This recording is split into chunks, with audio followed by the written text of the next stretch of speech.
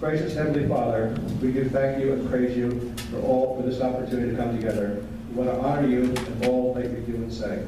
Father, we pray that you will comfort and help all those that have been affected by the hurricanes and give them the strength to go forward. Father, we pray you will watch over all of those that put themselves on the way. Father, our country and the world is in great peril, great turmoil as well, and we face many other perils. Father, we need your help more than ever. We pray, Father, that you will unharden all hearts, and your hand will be on all those that govern. Father, a special prayer for Jim Billman's mother, who was rushed to the hospital this afternoon. We pray, Father, it is your will to heal her and comfort Jim and family. Thank you, Father. In your name we pray. Amen. Please stay standing. Prayer. Right, the pledge. I pledge allegiance to the flag of the United States of America and to the republic for which it stands, one nation, under God, indivisible, and justice for all. Thank you. You may be seated. Folks, we have a full agenda tonight, so we're going to try to push through some of the things. I'm going to ask some of the speakers, please stay on schedule. If you can cut some time off, that would be great. We're going to open up with Carol. I saw Carol was up here. Here she is. Carol, you have 20 seconds.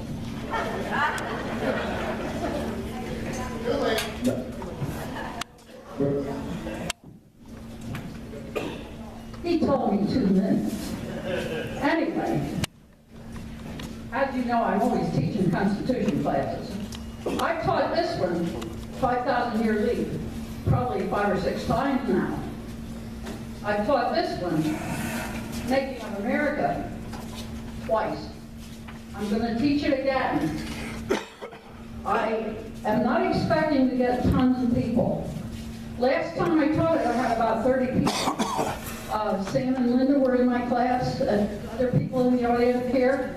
You can ask them what they thought. If you join my class, it takes some commitment. We will meet once a month, and it's going to take 2 years. There are 48 lessons, and we do 2 lessons a night, so that's 24 months. We're starting after the first of the year. We're going to start meeting the 2nd Wednesday of every month. We're going to meet at my house, in my living room. So I would be thrilled if I got 8 or 9 people. I have about 4 or 5 now that I know are interested. So if you're interested in joining this class, this tells you about the Constitution sentence by sentence. You will know the Constitution well when you are done. There's over 800 pages in this book. That's why it takes so long. You will like the class. If you're interested in joining it, come back and see me. I'm at the first table inside the door back there. Thank you. He's not coming back. It's Constitution Week, by the way. Sunday was Constitution Day, and this is Constitution Week.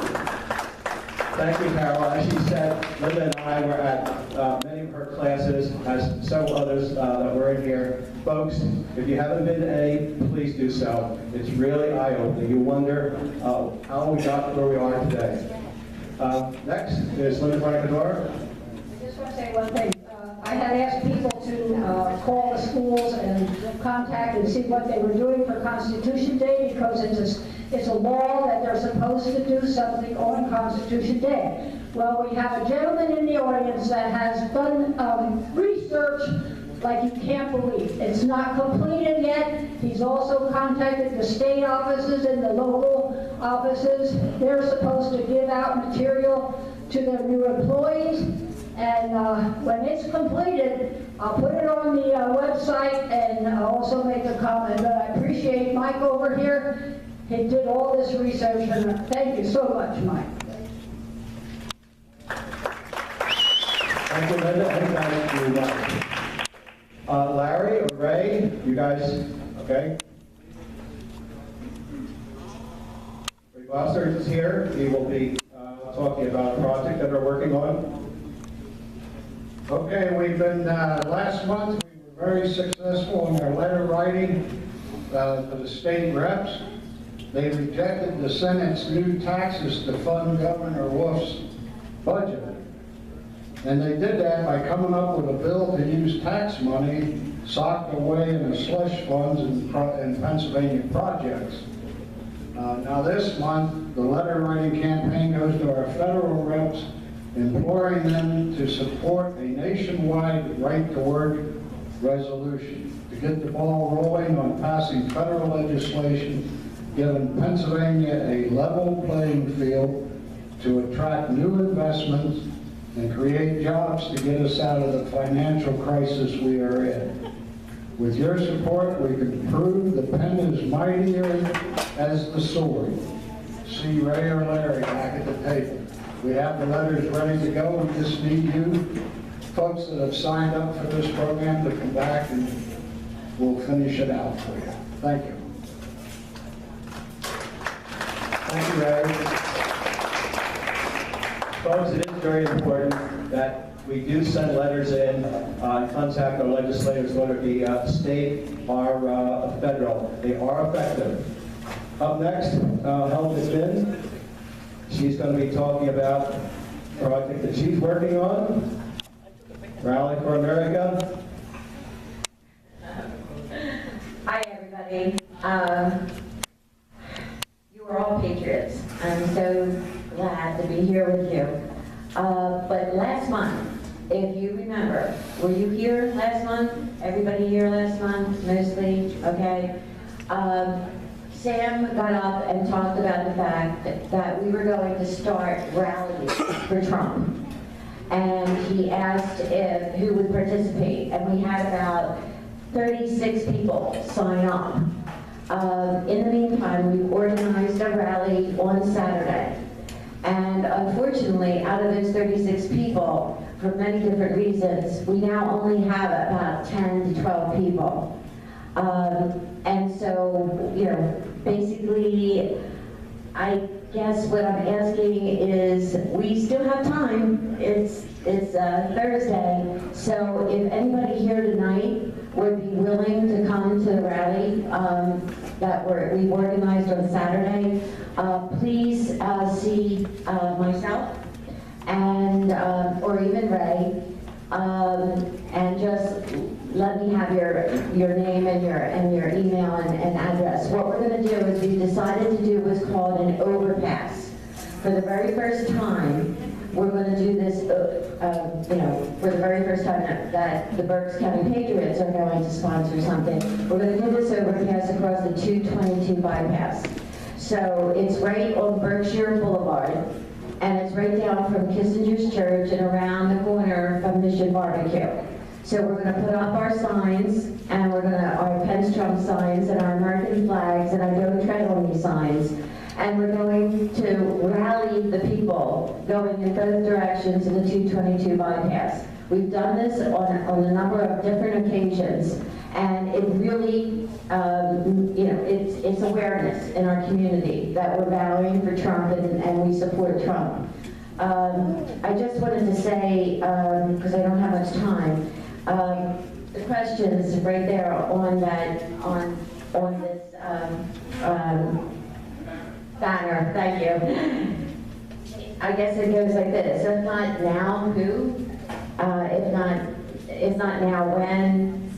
Okay. But basically, what I'm trying to say is that, you know, it's not over, folks. It's not over. We really do have to stand up, and we have to defend, you know, our country, our Constitution, our liberties, and we need to support Trump in all that he's trying to do to make America great again. So, you know, I'm going to ask for your help, and please see me afterwards if there's any way that you can make it on Saturday. It's going to be from noon until 2 o'clock. If you can only come for an hour, that's good too. But it'll be from noon to 2. The next thing is I'm looking for help. Next Wednesday, I'm not sure if all of you were part of getting one of these 180 DVDs. If you don't have one, we have more on the back table there that you can take home with you. But we did did hand out almost 200 of them a couple months ago. We then decided that we needed to hand these out to all the senators and all the representatives in Harrisburg, and we needed to lobby them for life.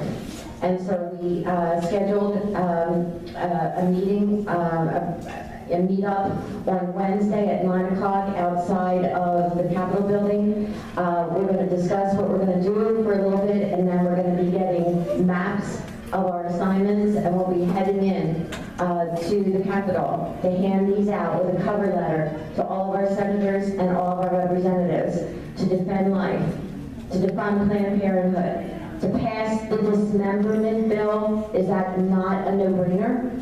It should be. And so if any of you would be willing to go with us on Wednesday, or meet us up in Harrisburg on Wednesday at 9 o'clock outside the Capitol building, we do need more help to try and get this out to all of our legislators. That's it. Thank you. Thank you, Helen. Folks, it is very important that you would join Helen on Saturday. This is the first of what we hope is many. I was at a meeting earlier this week. Linda was with me, talking with people who know a lot more than I do. That's many, many people. Anyways, they said that once Trump won, everybody stopped helping. That's the wrong thing to do. We must continue, because once Trump won, the other side wrapped up their activities. So we need to plug forward. You have what Helen's doing, what Gray's doing. We got to become involved. Folks, every time we turn around, there's an election. The 2016 election seems like it was just yesterday, and now we're in the midst of the 2017 election. Actually, for some people, actually for some snowflakes, the 2016 election was still going on. Anyway, in this year's election, 2017, there are 7 judgeships, Pennsylvania judgeships, that are up for election, as well as some local areas. Folks, the Supreme Court, Superior Court, and Commonwealth Court are controlled by liberals. They are also legislating from the bench. This is something we must put a stop to. Over the last year and a half, several of us, and some of you, have met the GOP judge candidates. They all would make excellent judges. So you want to at least consider them. You want to also consider the local elections that are coming up for 2017. I just wanted to briefly touch on that because next month, Rod Miller will be discussing that more. The 2018 election, even though it's 8 months away, several of us have been working on that for a few months. You have a lot of races that are, actually, I guess they're all important. You'll have a lot of races. You'll have the PA House, the full House is up. Half of the Senate's up. You'll have 1 U.S. Senator up. Several congressional offices are up as well. We, the Berks County Patriots, have put together what we call the Tea Party, Tri-County Tea Party Coalition, which consists of Chairman Jim Rodkey at the 11 to 912 group. We have Ron Boltz, which is president of the Pennsylvania Liberty Alliance. We also have with us Tom Campione, who's president of the Lehigh Valley Taxpayer Group. We have Rod Miller, who is the executive, who is the chairman of the legislative committee, and myself. The 5 of us representing 3 counties. Our goal is to meet privately with as many of these candidates as possible. After that, we will grade or rate each one of them on the topics that were discussed. And sometime prior to the primary, after visiting as many as we can, we're actually going to put together a voter's guide. And we will send that voter's guide out to you people, but we're also going to send it out throughout the state. We know that we're going to be able to reach, thousands of people. So that's something that's in the works for us. We'll update you as we go along. I will tell you that we had our first meeting with governor candidate Paul Mangle. That was last month. Next week, the five of us will be meeting privately with governor candidate Scott Wagner. I also have commitments for U.S. Senate candidates. I have, let's see, Jim Christina, Rick Saccone, Lou Orletta, and one more. Oh, shucks. Linda, can you help me? I didn't hear what you said. I'm sorry. That's okay. I'll check my notes. That's what I should do anyways. Jeff Barletta. Also, Congressman Dent has announced that he will not run for re-election. So, there's going to be several people that are going to contest that on the Republican side that I know of. And we're going to be involved with that as well. I was talking to the Simmons campaign. He's one that has announced. I was talking to him for this campaign on Tuesday, so we will be meeting with them at some point in time. As the others announced, we will do the same. If there's other governor candidates that announce, we will try to meet with them as well. But we're going to try to have as much input that we can feed you people and grade, so you are more informed when you go to the polls. When these candidates come to Berks County, it's very important that you go to as many of the events as possible. I'm not talking about fundraisers. I'm talking about whether it be here or some other location. A situation occurred recently that I want to tell you about. I was very embarrassed in Berks County. There was a meet and greet at the Uehlinger family restaurant. I don't know if you've ever been there, but they have a fantastic buffet. Linda and I love it. Rod, I forget who was there, but someone was there. And there were about 20 people there. Now this is Berks County. This is a person who might be your governor. It'd be nice to talk to them personally, shake hands, ask questions, as opposed to, in the big environment that you see on TV and so forth. One event, that was embarrassing, as I said. I want to do everything I can to make sure that does not happen again. For any candidate. Well, we have an opportunity to do something about it. We have a meet and greet coming up, or there's a meet and greet coming up for the government candidate, Paul Mangle. It's at the Uehlinger family restaurant. It's a free dinner buffet. It's going to be at 4:30. Now, by going to these, you're not endorsing the candidate. It's not a fundraiser. You're going there to gather fact-finding information for you to make an important, informed decision on election day. So just because you walk in the door doesn't mean you're supporting this or that particular candidate. Now, folks, there's power in numbers. We have the numbers. When politicians go to these events and see only a few people, they start questioning the numbers and the power. We don't want that. We want to make sure, we're able to, when we call legislators, that they know who we are, they're going to let us in, talk with us, and hopefully have some influence to get some things done. So we're hoping that some of you will join us. Linda has a sign-up sheet that she's going to pass around. As I said, it's free, free buffet, 4:30. It's 4:30 to 6 o'clock. So hopefully you do join us. Uehlinger family restaurant. October 2nd, okay. And then, Linda, did you pass those out yet? They're being passed out now. Thank you, thank you. Okay, folks, I mentioned the 2016, 17, and 18 elections. There can't possibly be any other elections I can talk about. Well, there is one more, very important one, and that's our election, the Berks County Patriots Board election. As Vice Chair, it is my duty to read the following to you.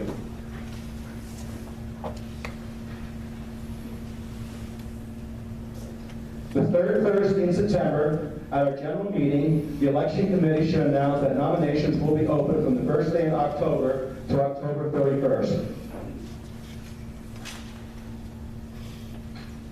Nominations will be accepted in writing, email, or U.S. mail to the chairman of the election committee and posted promptly on the BCP website.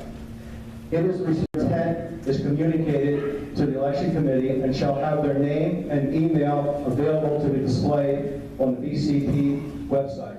Self-nominations are permitted. Folks, our bylaws allow 13 board members.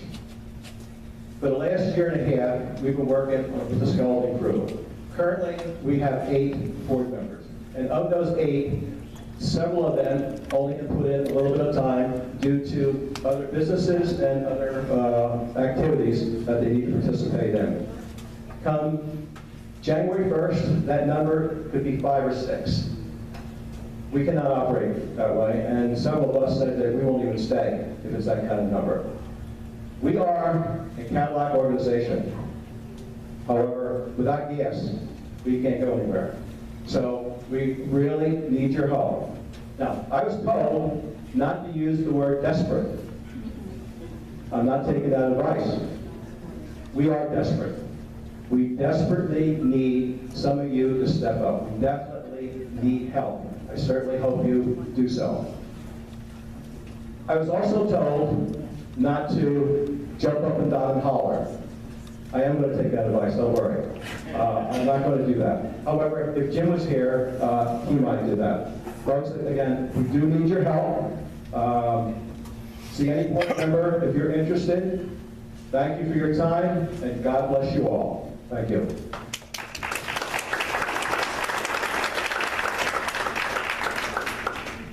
Linda? Linda's up next. She'll be introducing our first speaker.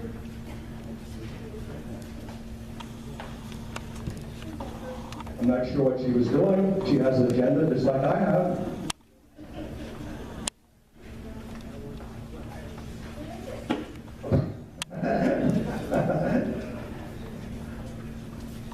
You have the paper in your hand. No. No. Well. Yes. Okay, here you go. Oh, okay. Our next speaker is, I'm sorry, I have too much to do. And I can't do everything. I can do multitasking, but not all that well. Okay. Arthur Naylor is our next speaker, and he is a coordinator for the Berks County Fair District, PA, and he's going to speak about gerrymandering. Pennsylvania is currently one of the most gerrymandered states in the country, which has been practiced by both major parties for a long time. Solution? Put redistricting in the hands of an independent citizens commission. Arthur, come on up and tell them how to do it. I think there was something in the paper this recently too about gerrymandering. What is there? We're glad for that. It's great to be here this evening. I was allotted 15 minutes. I'm going to try to stick to that, and I may even cut it short if I can. So every 10 years something happens in the United States. The United States is a constitutional republic. It is also a representative democracy. So every 10 years we have to figure out constitutionally how we do that representation. Now, a lot of you may, from what I heard somebody say earlier, a lot of you have been in classes, talked about this, the Constitution and how all of that works. The federal Constitution allows the states to determine how the congressional districts are determined. In Pennsylvania, what happens is that every 10 years, the reapportionment is done. The number of representatives that Pennsylvania gets, which currently is 18, are probably going to be knocked down to 17 or 16. Now that's because people move, population changes. We haven't lost population as a state, but other states have gained more population than we have. So the number of congressional representatives that Pennsylvania will end up with is probably going to be 16 or 17. So it's a loss. That's called reapportionment. And then that's done right after the census. The president will certify that, pass it on to the states, and then the states, by whatever method they have decided, will draw the district lines for the Congress, for the representatives. Also in Pennsylvania, we do something like a lot of other states also do, but a lot of other states also do not do it in this statute. We get together as a state, we get together a commission, which then draws the legislative districts. So there are senators, of course, and representatives for the state. There's 203 state representatives and 50, is it 50 or 65? I can't remember. Senate, Pennsylvania senators. So that process is done by the state, and in Pennsylvania it is done as a simple legislative process and as a commission, two different processes. Both of those processes involve political bias. And here's where the issue comes in.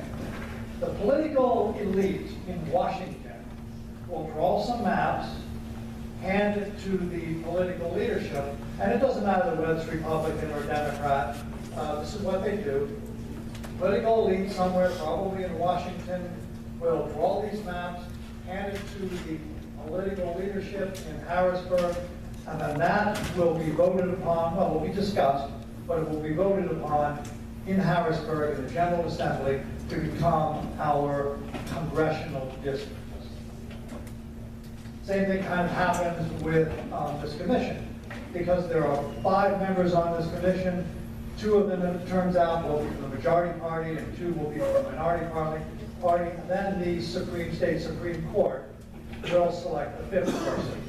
Now, as I think Sam said earlier, the state Supreme Court currently is Democratic. It has been Republican in the past. What this means is that when this commission is formed next time, it will be comprised of mostly Democrats, whereas in 2011, it was comprised mostly of Republicans. So in 2011, the commission did this in such a fashion that the state legislative districts were favoring the Republicans. In 2021, when this happens, it will be the Democrats who draw the lines for the state, to the state districts. So the political elite, one way or another, makes decisions about how these districts are drawn. What we like to do as Fair Districts VA is end that. As I said earlier, we want to have a citizens commission. A commission of 11 people.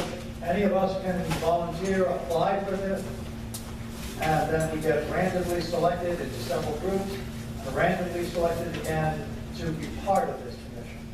So it is truly a non-political commission. There won't be political influence in how the congressional districts are drawn. There won't be political influence of one kind or another in how the state senatorial and representative districts are drawn. The whole purpose of Fair Districts VA's efforts is to remove politics altogether from the drawing of the districts. So here we are in Hamburg, and I was thinking about this earlier today. Here we are in Hamburg, and this area is in the 15th congressional district. That's dense. So I heard discussion about dense earlier. If you go, I guess, north from here to Port Clinton, that area, you're in another district. You're in Cartwright, the Cartwright, I think, district. That's 17th.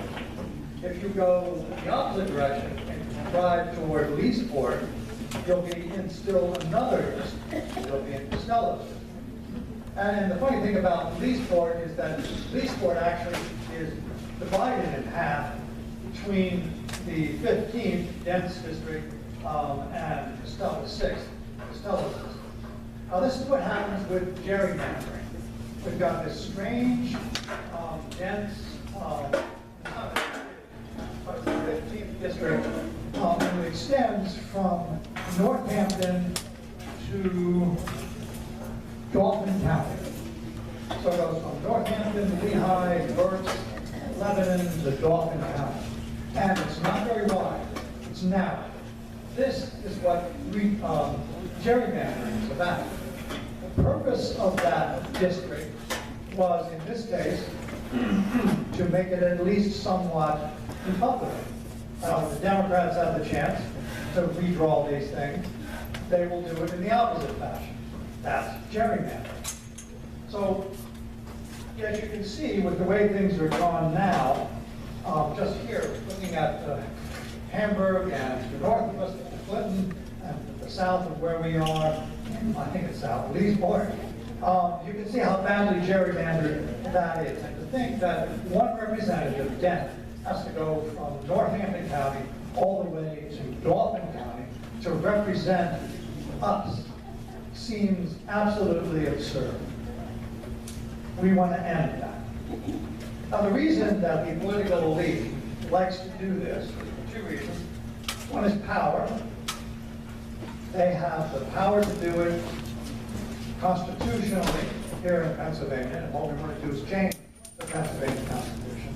And money.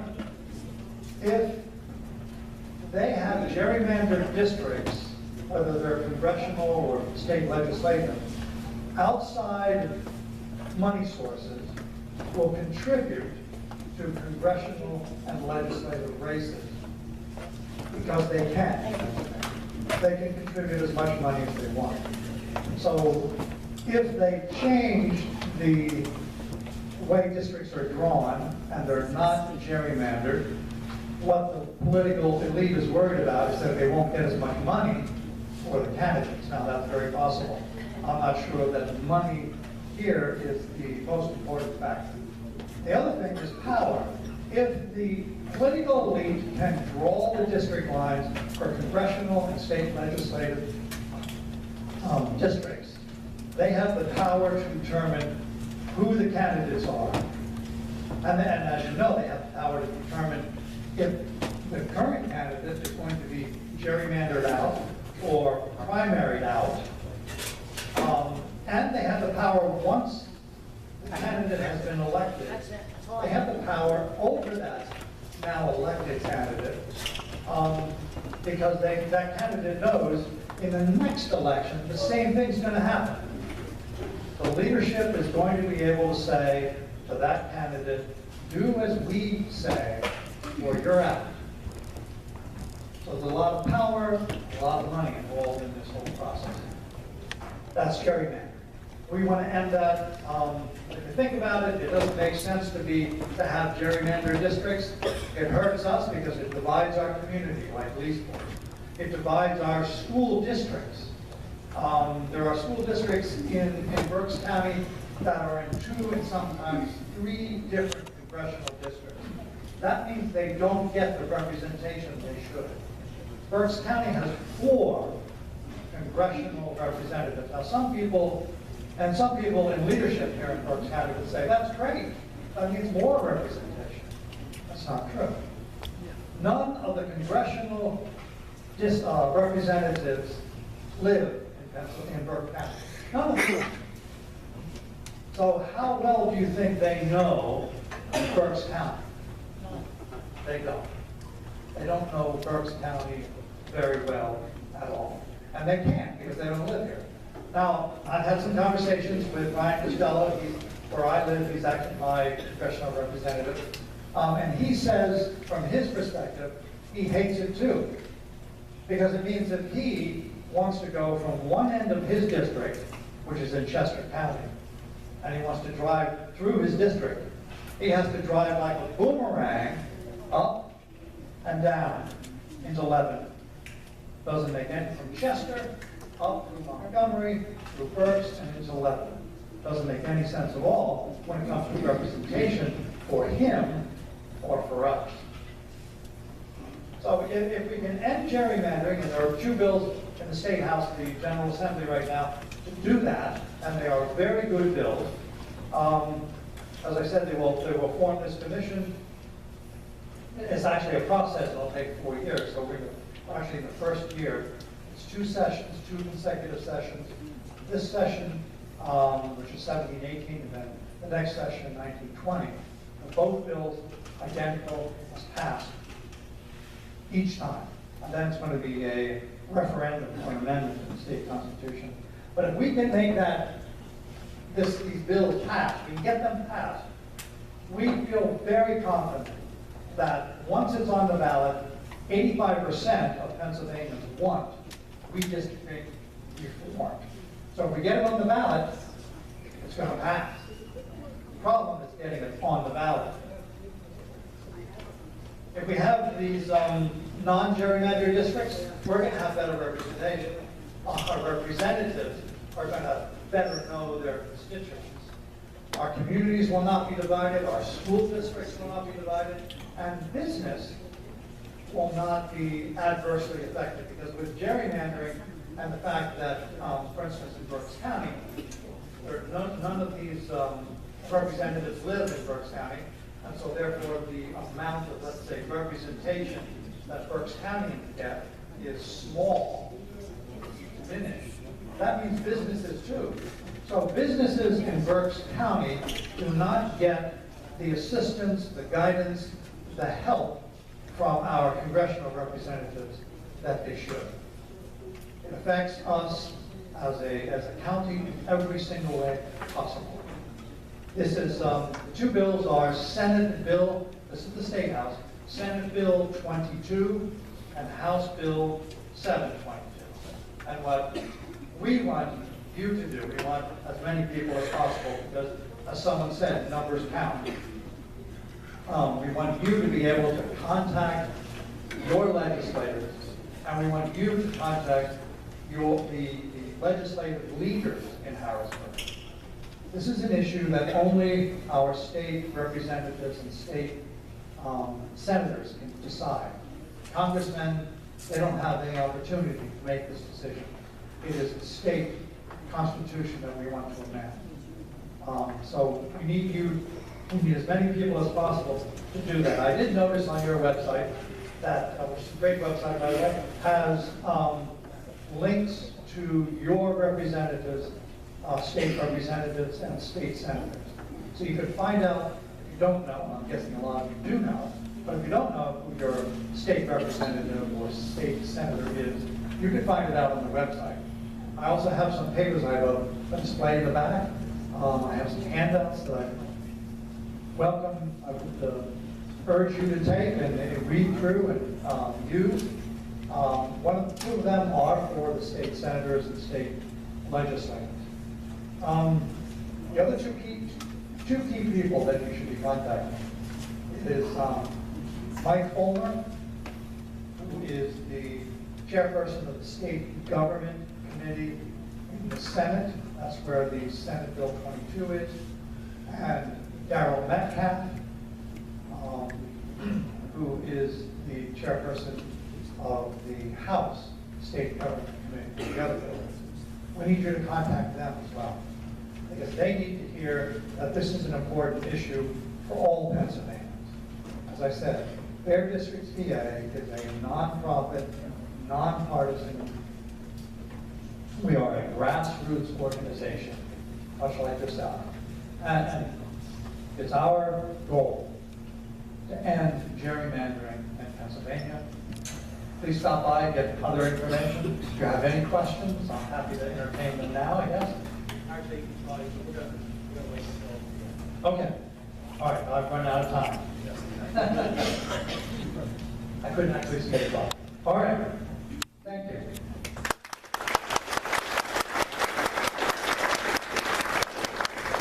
You are going to say to the meeting? Okay, great. Folks, you'll be able to talk to Charlie at the end of the meeting if you would like to do that. Arthur, sorry about that. I'm thinking of my next speaker. Sorry about that, Arthur. Okay. Folks, it's a privilege to introduce our next speakers. Charles and Maryanne Strange. Many of you know them from the Extortion 17 tragedy. Last month, they were here, they made a cameo appearance. Now it's the real deal. These folks are real patriots. They're real heroes. It was People magazine. They're going to give us a little history of Extortion 17, maybe a little time for their June meeting with Trump. Folks, let's give a big welcome to Charles and Maryanne Strange.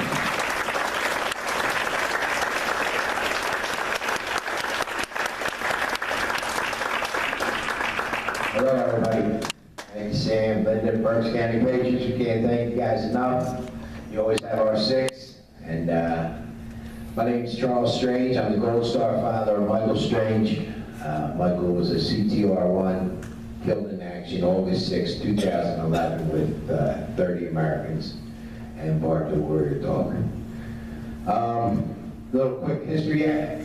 Gold Star, everybody, so they know what a Gold Star is defined by a loved one killed in action.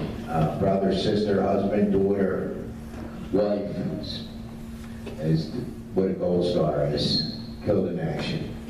Nobody wants to be a Gold Star.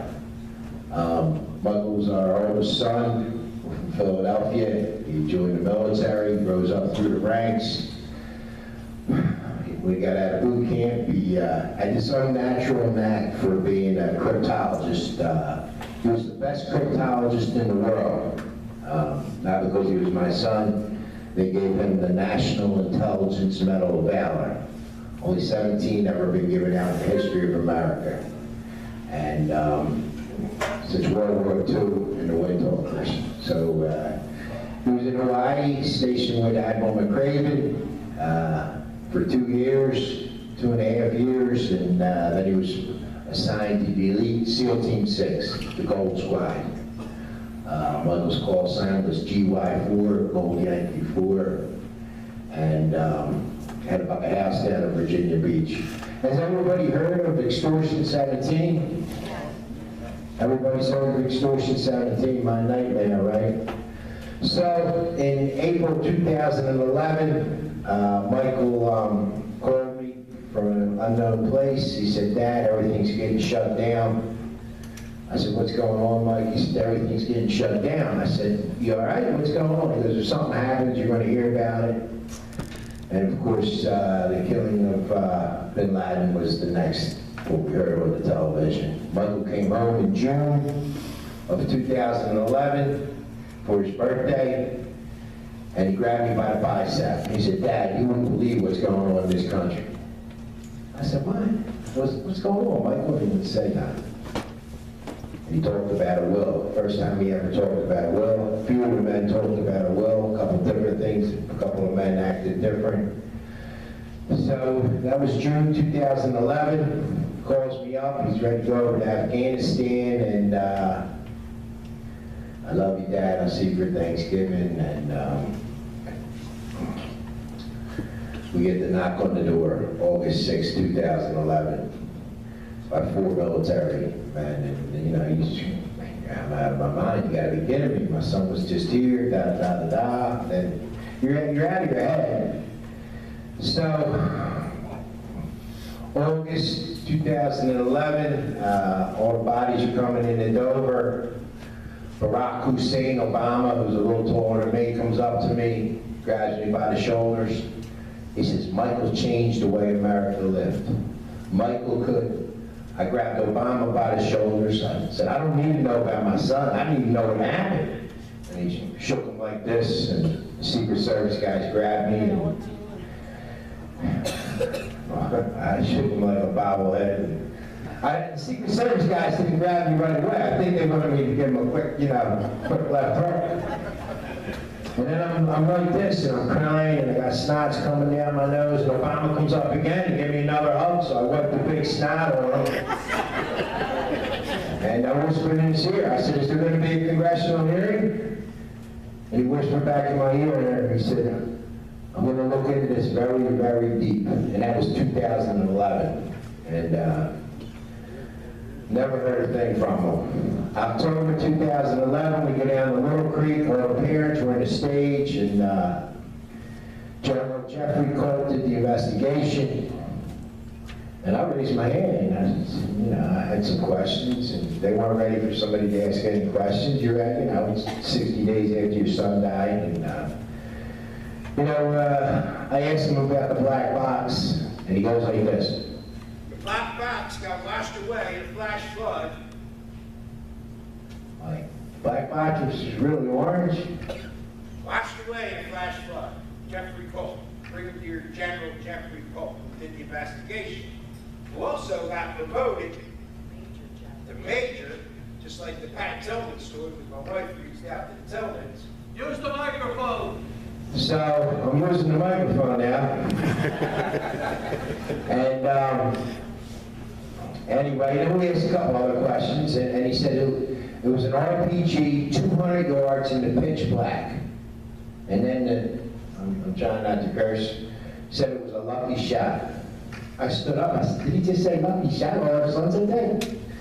And what they were doing is getting your mind, look over here, look over there, the psyops, what they were doing, and the Taliban were under the trees, like 30 of them, and up on the roofs, and they were waiting.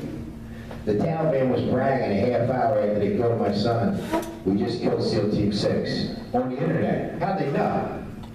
How'd they know it was SEAL Team 6? There was 2 helicopters, the other one was empty. There was 38 guys in the helicopter, 8 Afghans, which names were on the manifest. They actually told us that. We had to call the Afghan families and call them back. So I kept asking questions. He said, it's in the book, it's in the book. They give us a binder, and we get home, and you know, you don't look at it right away. And as I open up the book, there's no ink, there's no toner. There's nothing to read. And I called up Admiral Sean Pybus, Commander-in-Chief of CENTCOM. I said, I got a big copy here, Sean. He said, I know, we got a lot of complaints. I said, all right, send me another one. He said, we can't, we burned it. 2 months later, they burned all the information. But there was a disc in there. And I put the disc in, all these little blocks pop up, and I can't figure out. My wife, if you want to tell them. And my wife figures out how to download this disc with 1,364 pages.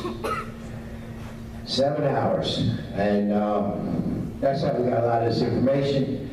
Through that, the NSA taps our phone and our computer. We won the first case in the history of America with the NSA. November 17, 2012, Judge Leon, he called it Orwellian state we live in. It was in all the papers. Thank you. And Larry Klayman's our lawyer. He started Judicial Watch. He runs freedomwatchusa.org. Larry Klayman's a bulldog. He's been to Washington, D.C. with us 30, 40 times, and the other parents. So, with the NSA tapping my phone going in my computer. They took her picture while she was sitting at her computer. We don't have a camcorder. We don't have a camera on our computer. They came right through the wires, sentenced her to 10 years in prison for asking questions. Right? Then we go to the next level of court in Washington, D.C., Superior Court. We won that too. Now we're still waiting to get a hearing from the Supreme Court and against the NSA. Barack Hussein Obama, he had 13 lawyers there. 13 lawyers. They lied right to the judge. I couldn't believe it. They said, his name was Gilligan. And he says, Your Honor, we don't tap people's phones and go into computers. This is a grieving father. Larry Klayman stood up, he held up the newspaper. He says, Your Honor, he's lying right to your face. It's actually in the Washington Post. 12 members of the NSA fired for spying on their wife and husbands. And the judge just went, whoosh. And what a slap. He said, if you think it's your ball, your park, everything else, he said, you're in Superior Court, Washington, D.C. Yeah, told Gilligan to go back, and so we just kept on putting one foot in front of the other, trying to get answers. There's too many. They told me my son was burned beyond recognition when the RPG hit the helicopter, and that all that was left was 38 skulls and 38 C-spines. It was in all the newspapers all around the world, 38 skulls, 38 C-spines. And 4 months later, I called Dover, and they sent us the autopsy. And there was pictures. And my son wasn't burned at all. My son was just like you look there, like this one looks like he has a gun in his hand. His ankle was bad. And I called him up. I said, why'd you cremate my son? We're Catholic. We don't cremate our... Well, the fire was so bad. It blew up in the sky, and then the fuselage and the fire. I said, I have pictures of my son. He's not burned at all. They said, where'd you get them? And they hung up, and so we've been fighting for answers, and so we did the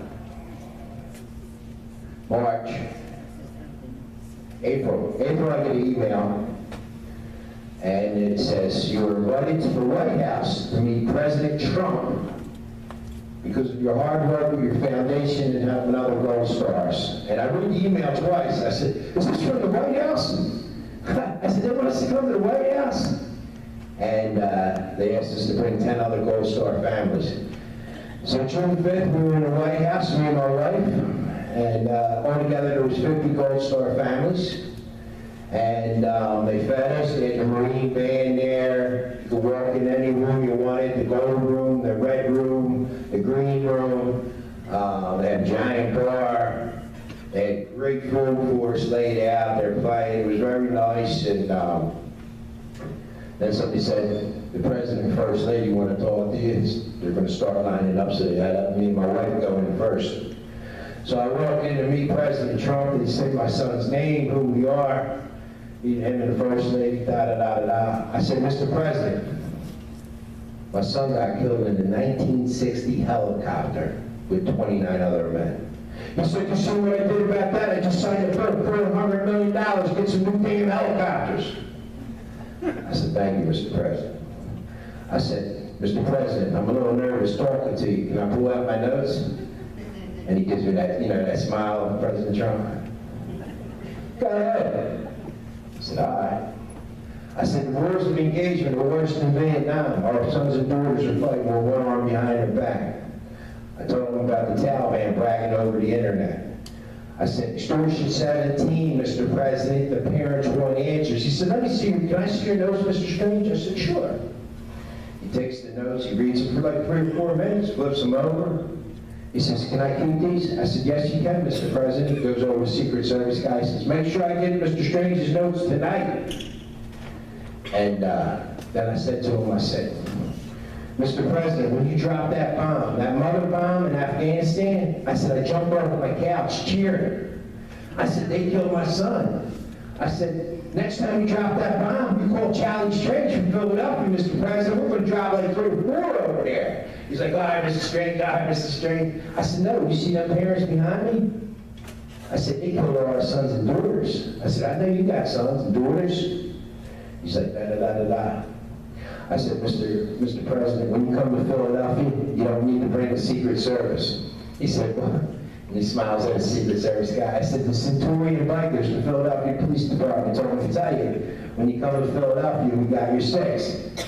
And he said, Mr. Strange, this day last week, I had every police commissioner throughout the country here in the White House talking to him about how bad the police are getting treated in this country. And First Lady, she was elegant. She said, I can't imagine what you go through. I said, I cry over her. Piece of my heart. First thing you think of, last thing you think of at night. You know? And then we lined up for the pictures. And he was next to my wife, I was next to the First Lady. I said, Mr. President, can I put my arm around your wife?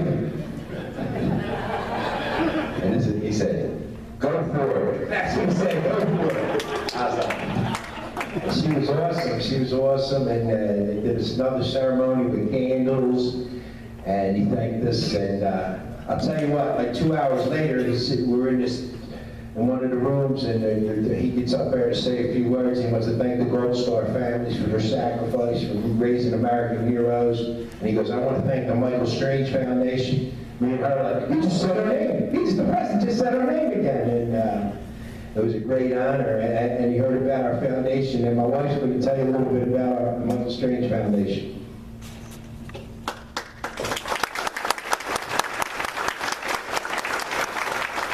Hi, everybody. You did a good job. I'm going to tell you a little bit about our foundation. We started the Michael Strange Foundation in March of 2012, I believe it was. And the reason we started our foundation was because we were seeking some grief counseling, and we had asked for grief counseling, and they sent us to a marriage counselor because there was nothing out there for the immediate families. So, you know, we decided to start a foundation, and what we do is we bring in the parents and the siblings who lost a son or daughter, brother or sister in Iraq or Afghanistan, and we have a workshop. It's not a retreat, it's not a spa day, you know, it's a workshop to work on that grief, that piece of heart, that, you know, the piece of your heart that's missing. You know, there's over 7,000 killed in Iraq and Afghanistan. So just parents alone, that's over 7,000 parents, over 14,000. Just parents alone that you know, lost a son or daughter. That's a lot of grieving parents in our country, you know. So we're having our second workshop this year. We've never done 2 workshops in 1 year, and this is the very first time. For our first workshop we did in Malvern, PA. Our second one was in Wildwood, New Jersey. Third one was in Colorado. That was beautiful. And then this year we did one in Maryland, and now we're doing it in Tucson, Arizona. And we're having 32 Gold Star parents come. And you know, we've had over 200 come through our workshop. And it's just, my husband and I have raised the money. You know, we get out there, we do fundraising, we come to places, you know, here, we sell t-shirts, we try to get the word out there. We are a grassroots foundation. We're very small, you know, but we try to do as much as possible to help these parents, you know, we understand. So, you know, if you could go on, we do need, if anybody can, we do need help with plane tickets for some of the parents this time. We are struggling a little bit with that. If you could, if anybody has frequent flyer miles that they can donate, that would be wonderful. Yes? Why don't you pass the hat right here, right now? Okay. Anybody have a hat? Anyone want to donate a hat? There you go. Thank you. Thank you. That's a great idea. So if you go on michaelstrangefoundation.org, there's a couple videos of the workshops that we've done. 3-minute videos, real short videos. It's some of the parents that have come through. You know, when they come, when they arrive on Friday, usually they're like this. You know, the arms are crossed, the body language like, don't step into my space. By the time Sunday comes, they're laughing, they're joking, they're dancing. The transformation is amazing. And I'm not just saying it because it's our foundation.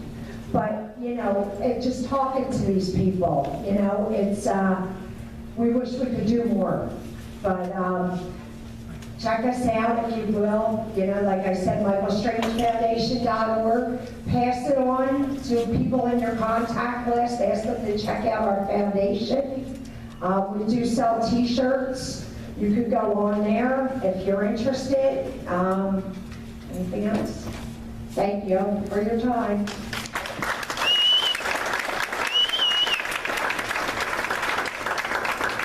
Does anybody have any questions?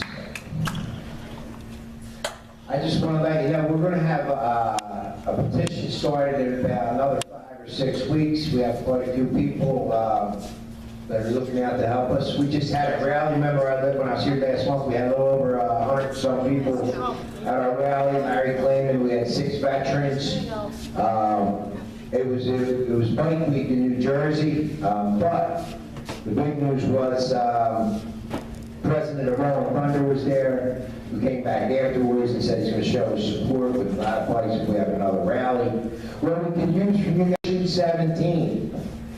The deadliest day in Iraq and Afghanistan, the biggest loss of life in the 2 wars, the biggest loss of life in the history of America, 22 men from Dev Group. Was there a witness recently that came forward, and what's an update on that? Joni Marquez. When we were down in Little Creek, they said, I raised my hand, one of my questions was about the eye in the sky. And this Brigadier Jeffrey Cook said, all 3 eyes in the sky had a glitch in them when our sons died. Imagine that. At the same time, all our sons died. So, this gentleman, I can't thank you enough. Joni Marquez was in a C-130 above, and she's seen everything. And of course, we've talked to Joni 15 times, and she went to Congress. In 2012, she said about Extortion 17. You know what they told her? The Whistleblower Act don't cover you. Wow. She went to another congressman, another senator, you know what they said? You keep talking, you're going to lose your pension. She got out 2016. She's been on Hannity, Sean Hannity about 10 times. Of course, my question was, my son was alive, and I said to her, how long was my son alive? She said for like 15 minutes. In the C-130, they had the sensors that were green going to red. And that was, you know, she had to come out and talk about it. She called us. Her PTSD, of course, seeing the massacre of 38 men, 30 Americans, you know what I mean? Her nightmare, so pray for Joni Marquez. But also, now, what our big news is the Rangers, that the first, I think, was they got sent in for that to help the Rangers. 2 of the Rangers have reached out to us. One will talk. And that's big news. And we're trying to get out. Go ahead, Andy. Charles, will we ever see a congressional hearing? I'm hoping so. I'm hoping so, President. That's what the petition online is going to be for, so if everyone, keep an eye out for it, please. We're trying to get about 500,000 signatures for this. It's to get a congressional hearing for Extortion 17. Well, after we see President Trump, we see him June 5th. In July, the Inspector General of the Department of Defense contacted our lawyer, Larry Clayman, and said you had some questions, and we would like to know about a hearing on Extortion 17, which is huge. Thank God, right? Thank God for President Trump. But the problem now is, we've heard from the Inspector General of the Department of Defense, but we haven't heard back since July. And every time our lawyer, Larry Clayman, calls, it's very hush-hush. There's still so many infiltrators inside our government. It's like, there's so many parts. Somebody's got to be held accountable for killing my son. It wasn't a lucky shot, it was by design. There were so many Talibans there. You got a question? I got one question. Trump's gonna knock them dead. Amen, brother. There you go, baby. That's right. Man, of it, when I was a kid, I knew he's gonna be the president. He's gonna knock them dead. That's right. Thank you. Any other questions? Charlie, did I hear you correctly? You were saying that possibly the Taliban was laying in wait for your son and his helicopter. Is that what I heard you say? Yes, 100%. There was like 25 to 30 Taliban under the trees in the 1,300 pages. She got night vision goggles, machine guns, RPGs, man bags, motorcycles, cell phones, and then there was some on top of the roofs. And then how they started bragging afterwards, right over the internet, you know. And Karzai, we drew charges against Karzai too. That's you know, he had something to do with it. And also, it goes all the way to the top. all the way to the top. Jody Marquez, the Jody Marquez, the C-130 pilot, or no, she wasn't a pilot, she was, anyway, she was in the C-130. She said it was definitely without a doubt a setup. Then men were set up. She's the most highly decorated female pilot in the United States Air Force. Okay, Jody Marquez. Actually, what she did was, she's the one that shot the rocket, so I'm not exactly sure what that's called. One more question, folks. Anybody else out there for a question? Okay, Charlie and Maryanne will still be here. They're going to stay again in the meeting. You can chat with them then. Charlie and Maryanne, thank you guys so much. Thank you.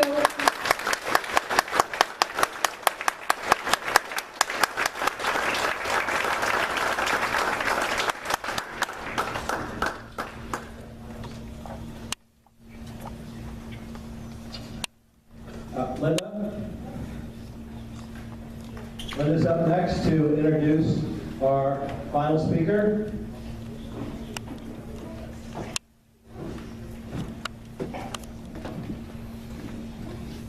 Okay, our next speaker is Scott Uehlinger. Am I pronouncing that right? Okay. Scott is a graduate of the U.S. Merchant Marine Academy. He served in the United States Navy and Merchant Marine prior to entering Central Intelligence Agency in 1996. In the CIA, he served abroad in former Soviet Union for more than 12 years. A Russian speaker, he has protracted experience working against Russian, Iranian counterterrorism and counter-proliferation targets. He was a CIA station chief between 2008 and 2012. Since retirement, you're too young to be a retirement. Since retirement, he taught at NYU and has made frequent Fox News TV appearances as a commentator and was elected as a Trump delegate to 2016 Republican Convention. I guess you're for Trump. Yep. Okay. He currently has a blog on newsmax.com and a podcast at thestationchief.com. Please welcome Scott Uehlinger.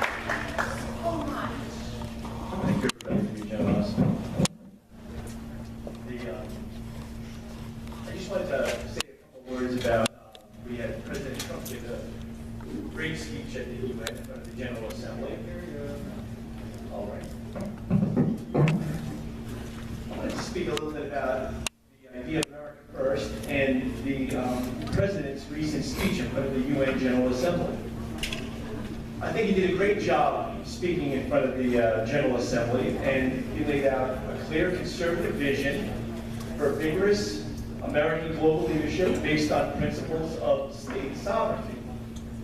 It was interesting that one congressman, Democrat, called it an abdication of values, and then one's favorite, Hillary Clinton, said it was very dark and dangerous. You know, all the criticism we see from the mainstream media is the standard liberal critique of conservative internationalism.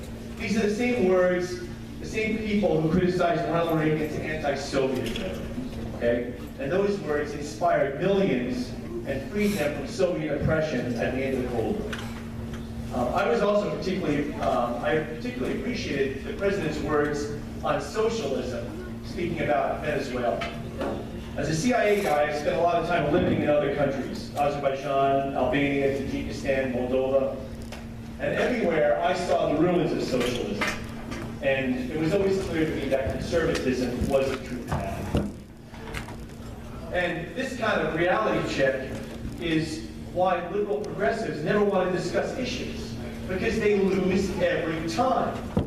They can't have a normal discussion with conservatives such as ourselves, so they avoid any kind of debate with personal attacks with organizations like Antifa and you name it. Oh, by the way, how many people have heard about Hillary's new book? What happened? Maybe you didn't buy that many copies.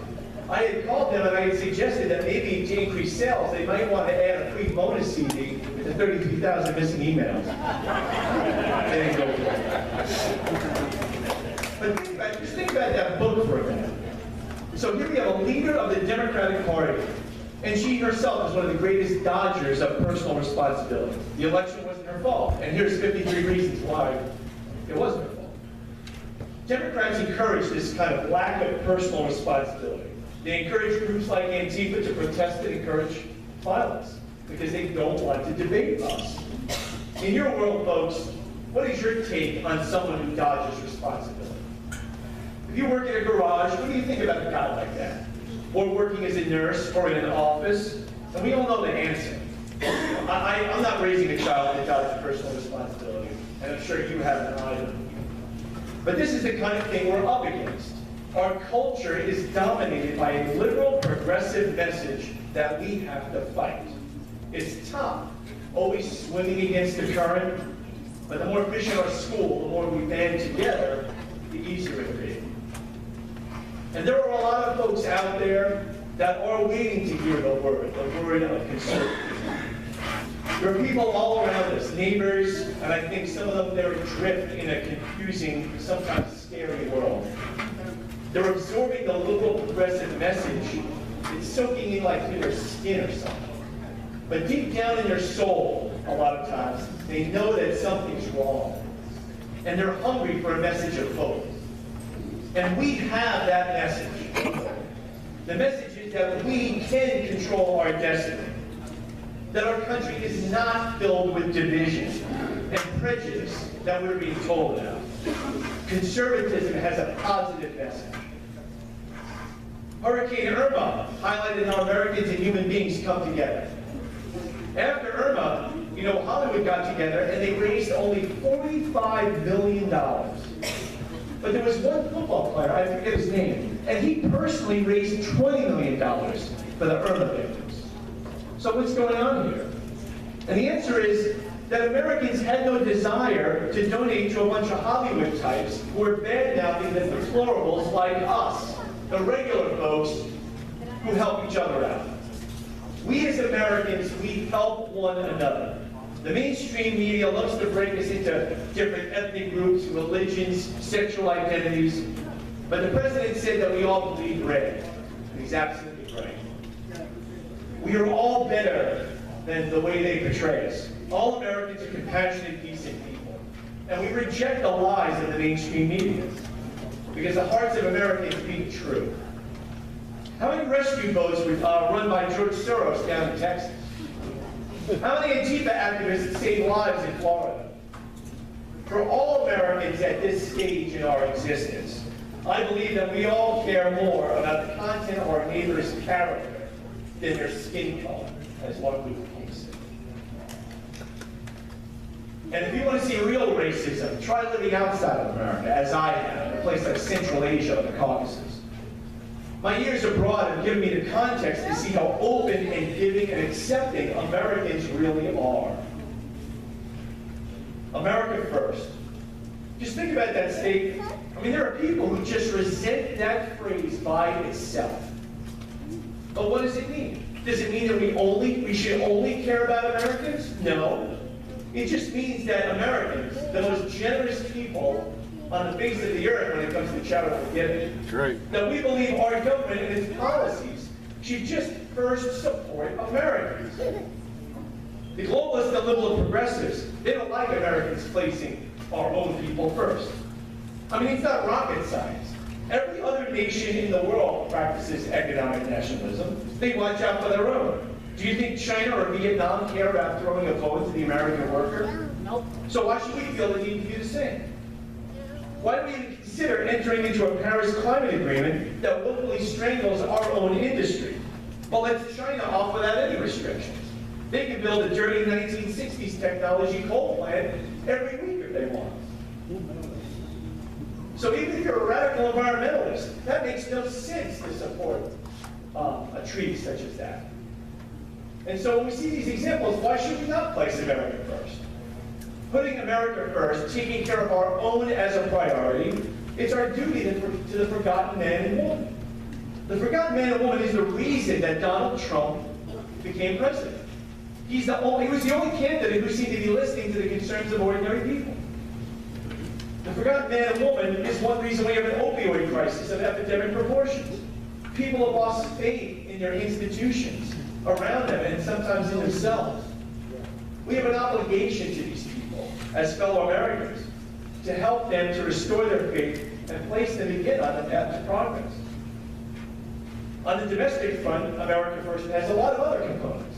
It means that we have to build a wall to choke off illegal immigration. The cost of illegal immigration to the American people is staggering. Pennsylvania's taxpayers, we pay $1.4 billion annually to support illegal immigration. Wow. Pennsylvania is number 15 in the United States when it comes to these expenses. Our schools, our medical facilities, and our social services are overwhelmed by illegal immigration. And illegal immigration depresses national wages and reduces opportunity for our own youth, especially in the inner cities. And illegal immigration overall costs Americans $113 billion a year. Now they say DACA is going to cost, if it goes through, it's going to cost taxpayers another $115 billion. America first. As Americans, we need to be naturally skeptical of foreign intervention abroad. We do have pressing national security concerns. I want people know this. North Korea, Iran, ISIS come to mind. But that should focus us and help us prioritize what we need to do overseas. Because we have limited resources, just like you all have limited resources in your own housing.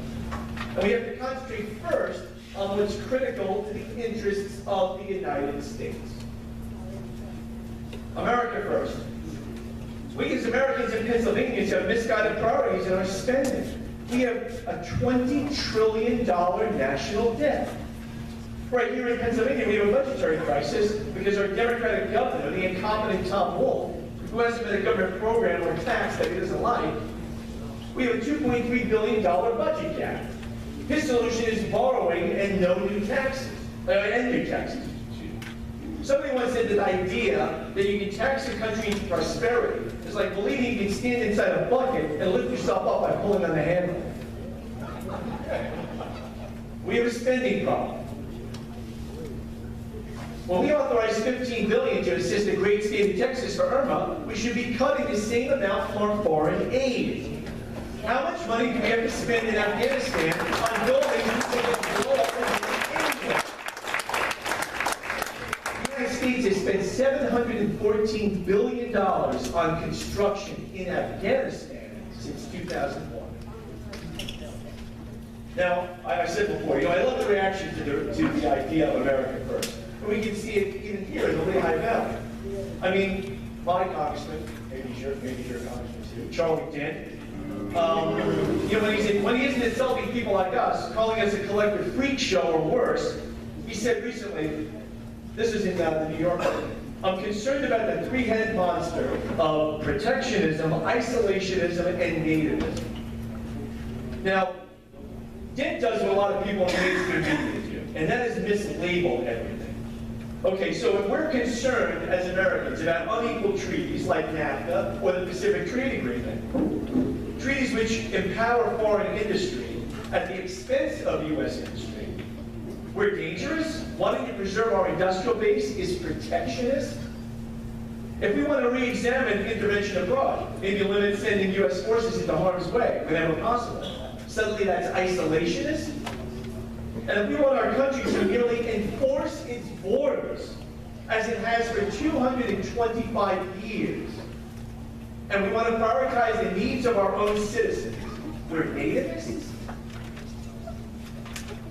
Well, Mr. Dent, if serving my country's flag since I was 18 means that I'm a nativist, I guess I'm going to have to apologize to you for being a patriot. I never saw Charlie Dent out there in the freezing Atlantic, the Iraqi desert, or the Southeast Asian jungles defending liberty. But I did see plenty of young Americans willing to write a blank check on their lives after their serving. So forgive all of us if we like a country to come back to. But there is hope. Someone once said there's two kinds of discontent in the world. The discontent that works and the discontent that brings its head. The first group gets what it wants and the second loses what it has. But I think the Tea Party at work, we're not the handlers. Changing one thing for the better is worth more than proving 1,000 things wrong. As the great Ronald Reagan said, he said, it's like one of my favorite quotes, I say there are simple answers to many of our problems. Simple, but hard. The complicated answers are easy, because they avoid the hard-ball issues. And we have to tackle the hard-ball issues. And this is the strength that Americans have. Do we have corruption? Yes, we do. But at least in this country, we can talk about it and complain about it and demand change. Because believe me, in many of the countries I've lived in, they can't even do that anymore. They're too far gone.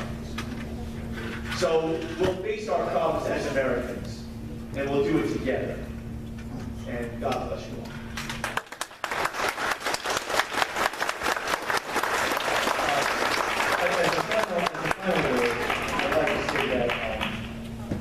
Closing, that I have assembled, coincidentally, I was scheduled to speak before these events occurred, but I've assembled a team already, and I'm seriously considering to run for Congress in Pennsylvania's 15th district, because Charles Kennedy conservative values in the 15th district, who isn't a professional politician. So if anyone's interested, I have a contact sheet in the back. Perhaps you might want to give me some of your contact information, because I think you'll be seeing me again. Thank you very much.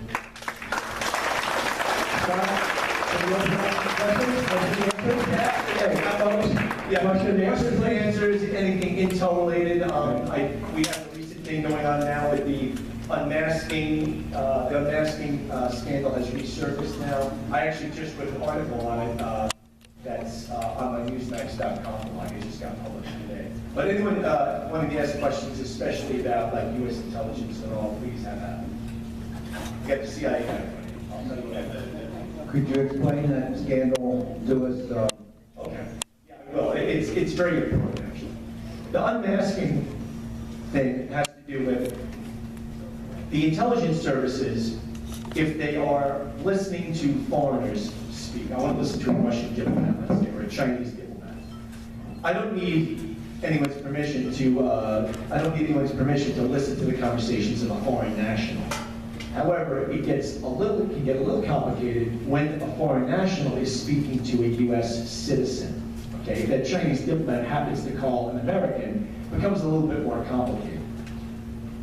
However, they are allowed to collect if there is like a pressing national security need. But what they'll do when the people read these reports, the higher-ups, the Susan Rices, etc., because I've seen these reports myself, I've read them, and maybe contributed to them. You'll look at the report and it'll say like Chinese diplomat Mao spoke to U.S. congressman, and it'll be redacted. You won't be able to see the name. Okay? Or you might say, spoke to a prominent businessman in the Lehigh Valley. They will not give the name on the report because it's an American's name, and you're not really supposed to do that unless there's like a pressing national security need. Okay? But what happens is, you can request that the name be unmasked so you can see who is actually, who Mao is speaking to. Okay, now sometimes that can be justified, because maybe there is, it is important to understand the intelligence in the report, exactly who he was speaking to. Perhaps that is important, but many times it's not important, okay? But what we have now is a case where, in this case, the Obama's ambassador to the United Nations, of all people, Power, this came out, Samantha Power, this came out today, that she had requested like 220 separate times to see the names mentioned in these basically secret or top secret intercepts. And there is no way that is due to a pressing national security need. There is no way that you would have to have any reason to know that many, I mean, treated 20 times can mean that actually there's only 15 people mentioned, but it's in like 17 different reports. But the bottom line is there is no cause, especially for an ambassador to the UN, to understand, you know, to have these American names unmasked. So, and this is the problem, and this is what I wrote about in my latest article, is that, you know, the intelligence community has functioned fairly well since, you know, the late 1940s, but it was because we basically trusted in the character of the individuals in the intelligence community. And there were just certain things that Democrats nor Republicans just did. No matter how they felt about each other, they would usually generally present the United Front outside the United States. Well, we know that's ended, you know, probably 15, 20 years ago. And so the intelligence services always relied on people's character and judgment to make sure that everything went properly, because you have a lot of power in the intelligence community. These political appointees in the intelligence community or in the National Security Council, they have a lot of power. And the rules are pretty flexible, because in intelligence operations, you need a little bit of flexibility. So the rules aren't absolutely written in stone. There's a little bit of wiggle room and leeway. And in the past, that was okay, because the person, you could trust that the person had character and would make the right decision. But what we've been seeing in the past, you know, certainly under the Obama administration, and maybe even before that somewhat, is there are people, there are not of good character. And they use the rules, they abuse the rules, they have that wiggle room, and they invoke national security to maybe hide the truth or get a name unmasked, because there's not going to be any pushback, especially when you know that you're higher or boss, you're the political appointee in the National Security Council, wink, wink, nod, nod, you owe something to President Obama, you know, he's probably not going to make a big deal about it. And anyway, Hillary's going to win anyway, so what do I care? Nothing's ever going to come of this, you see. So that's the problem we have today.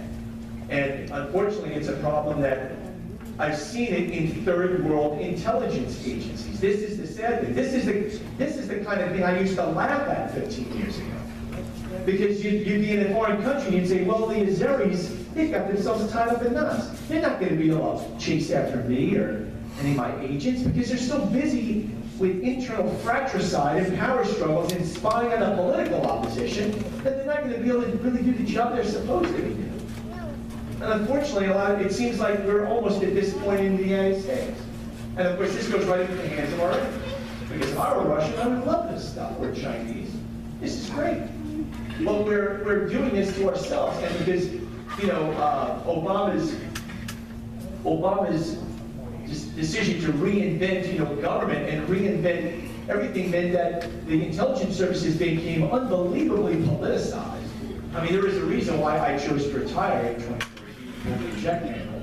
It just became too much, you know, I could do better things in my life. And a lot of other people have thought the same thing. That's sad, because you've got a lot of experienced officers leaving these agencies because they're finding, you know, the workplace to be intolerable.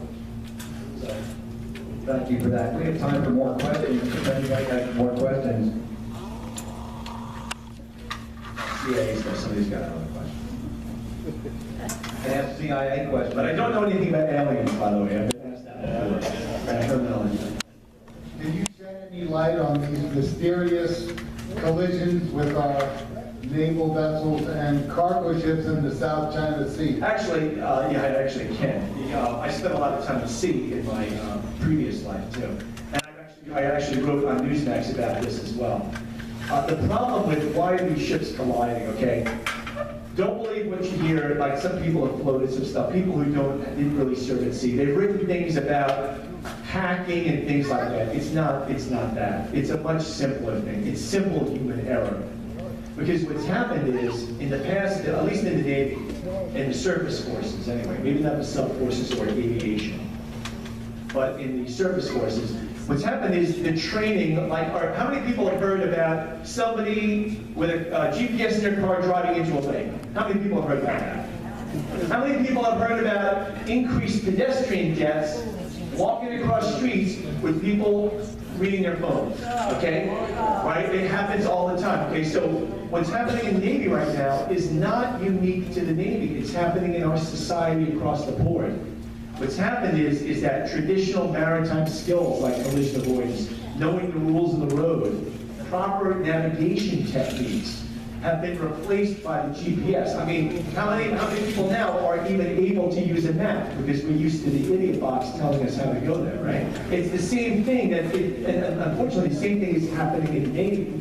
The traditional seaman skills are atrophying because of technology. And in fact, things like traditional navigation, like celestial navigation, I mean, literally, they have, and it's hard to believe, especially for people outside the Navy, but they have basically stopped teaching these things for more than a decade. So you're having a whole generation of new naval officers going on ships who don't have the fundamentals. And I know it's kind of hard to believe, but it really is true. So, I've never been in conspiracy theories, but my understanding is, in that first collision, the cargo ship went by our naval vessel, turned around and did a 180 and came back and T-boned it. Now, how can that be just a simple navigation issue? Well, that's a good point. And I don't know the exact facts of the first collision, like the Fitzgerald collision. But, however, the other thing to keep in mind is that these cargo vessels are huge. I mean, they're like literally about 8 times bigger than a naval vessel, okay? We're talking about a 30,000-ton ship, and it's basically the equivalent of an 18-wheeler. A destroyer in comparison is like having a Corvette. So even if the 18-wheeler is going after you, even if it is going after you, you've got a Corvette. So if you know what you're doing, you probably can avoid it. But unfortunately, it seems in some of these cases, like they literally watch the GPS or the radar, watch the contact, walk right into it. Unless in the first pass, the cargo ship disabled the destroyer electronics. I mean, I believe that that's highly unlikely. However, even if that were the case, it shows you that you have to get back down to basics with navigation training.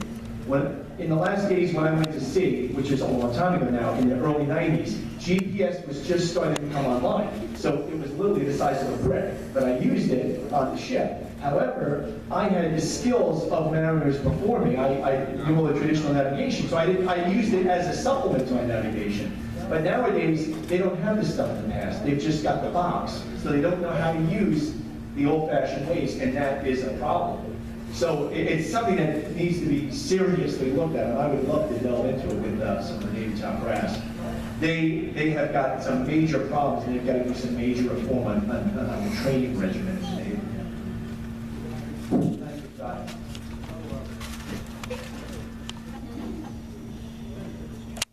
I'm not so secure about it.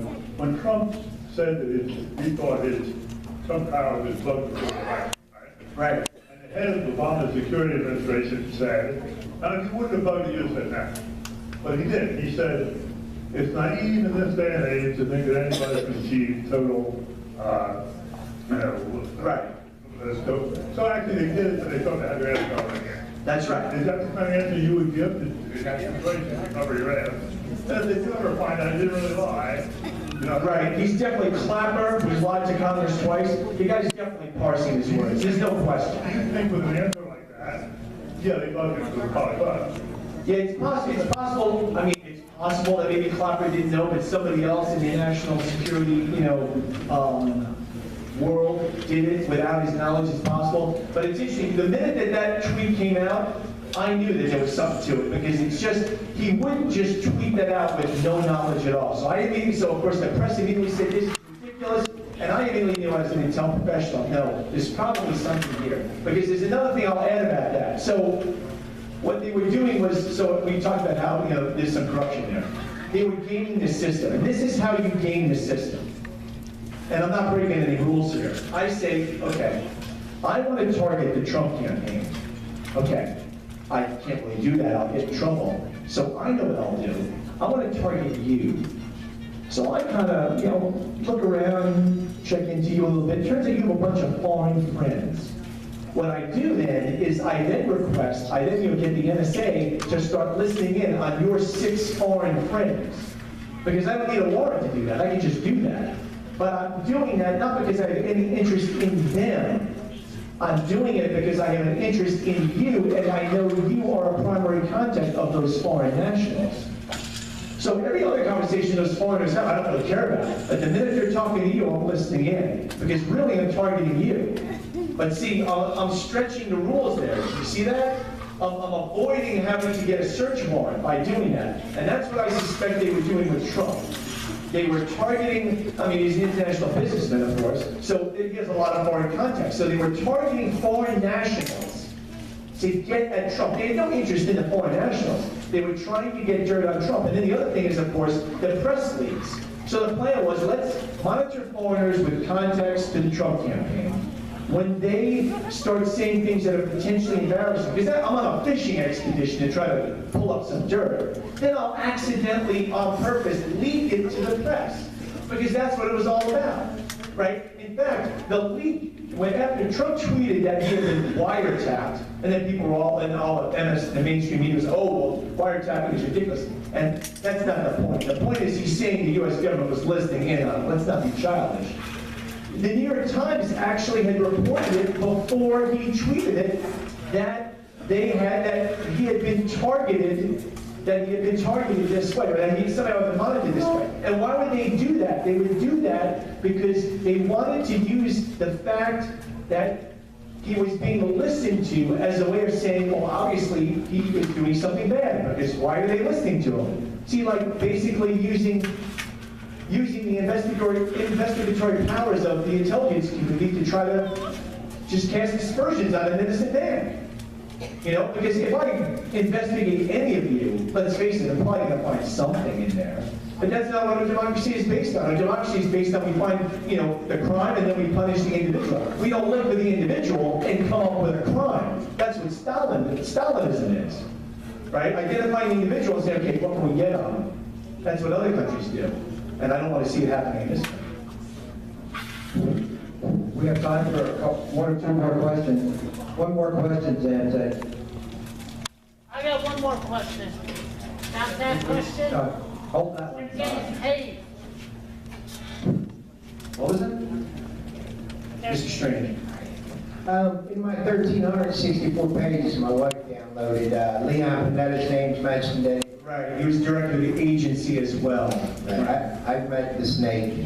He came up to me when I shook Obama and he said, I'm going to ask the same questions as you. And it went nowhere. Yeah. And also, I got Dave Petraeus, he left 8 days after my son got killed. Also, Votel, Miller, Mueller. And I want to know about Chuck Hagel, who reflected me to Gary. You ever hear of Gary Reed? No. He was Chuck Hagel's right-hand man. They had us at the Pentagon. We weren't allowed to bring our lawyer or any other families. I just want to know, afterwards, if you could talk to me for 5 minutes, just more of an insight, like how corrupt and how many Obama employees am I going up against here? Yeah, right. I mean, and that's a difficult question, because another problem we have now is, and it is a problem, it's a little bit of press, is that President Trump does not want to, he's not making nearly, he's way behind on his presidential appointment. Okay, sometimes he wants to eliminate those jobs, and that's a good idea, because like in State Department, they've created a lot more jobs than they need. He needs to like get rid of some positions. But the problem is that when you don't appoint a presidential appointee to a position, it's occupied by a civil servant who moves up in rank. But the problem is in the federal government, especially in the State Department, it's about 80% Democrat, at least. So the problem is that so as Trump is president, he has all these people leading up to positions that are supposedly carrying out the Trump foreign policy, but you know they're just maybe letting it die a slow death, or they're slow rolling stuff because they don't want it to happen. In fact, Sebastian Gorka talked about that. One reason he left was because he said that like during national security briefings that lasted an hour, he'd be sitting there with the president, and the person giving the briefings wouldn't even mention like the president's wishes or the president's policy in a whole hour conversation. And then you go, and that's when you start getting into the deep state or the bureaucracy, which is there and has a mind of its own. And it says, I'm going to lead out with Donald Trump, and I'm going to do what I want to do. So you're up against a lot, unfortunately. Okay, folks, thank you very much. Please come back and get any contact list. I really appreciate it. Scott, you have a say? Okay, great.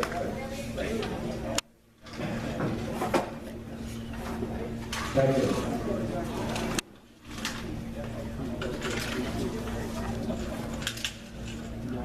Folks, a little housekeeping.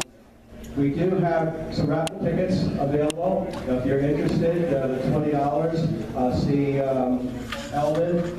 We expect to have that go off in November. Next, I'd like to have Rod come up just to talk a couple minutes about our October meeting. I finally get a chance to fill in time because we had some, but usually hurry up, Rod, and get done.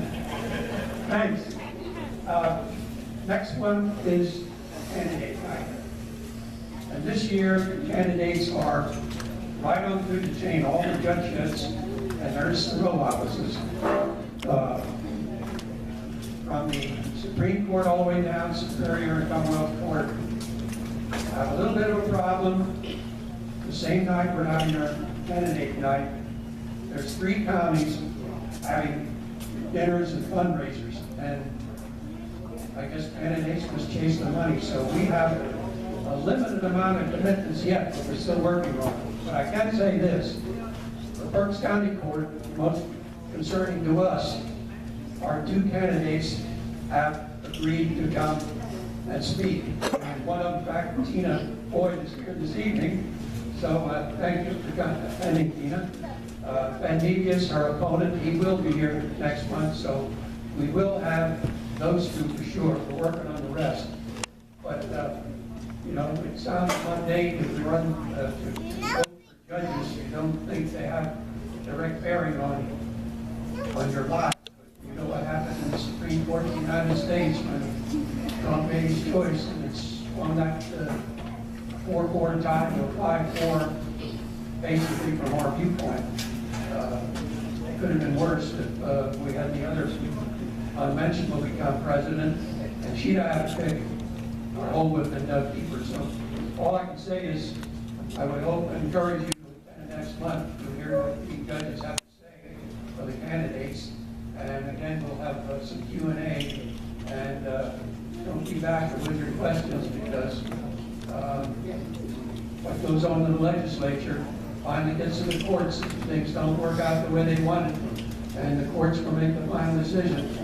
And I could relate the stories of the courts, particularly on the pension crisis. It was the courts that decided that politicians are entitled to pensions, not the Constitution. I need not repeat it, but I will. Article 2, Section 8. Legislators are entitled to salary and mileage and no other compensation whatever. The courts turned that over. The courts actually violated my constitutional protection. That's why it's important to know who your judges are. Hope to see you all next month. Thank you. Thank you, Bob. Also, thank you. I was just going to announce it. Jim Wilson is here, candidate. Stand up, raise your hand. Folks, stand up, Jim. We also have with us tonight Devin Scanlon. He's the regional field director. I think he's covering 6 counties. Lebanon, New Hampshire, Lehigh, Schuylkill, Carbon, Berks. Give a shout. You can spend some time talking with him in the back as well.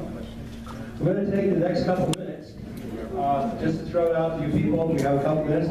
If you have any questions, anything you'd like to vent, anything you just want to make a statement, if you'd like to do that, we have 5 minutes to go to that. Anybody? Anything? Anything? Anything? Going once? Going twice? I will tell you something very important.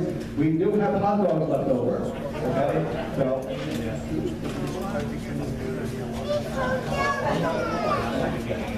I just want to say one thing. In 2009, I was a bus captain. We went down to Washington one day, basically Obamacare.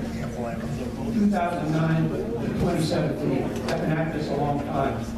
Folks, you gotta step up to the plate. Some of us are getting tired. Some of us, we are getting old. And I would encourage you to respond to Sam's request. Get your name on the ballot and get on this steering committee and be part of this organization. We elect a president that seems to think, for the most part, as we think. There's other offices, likewise, just as important.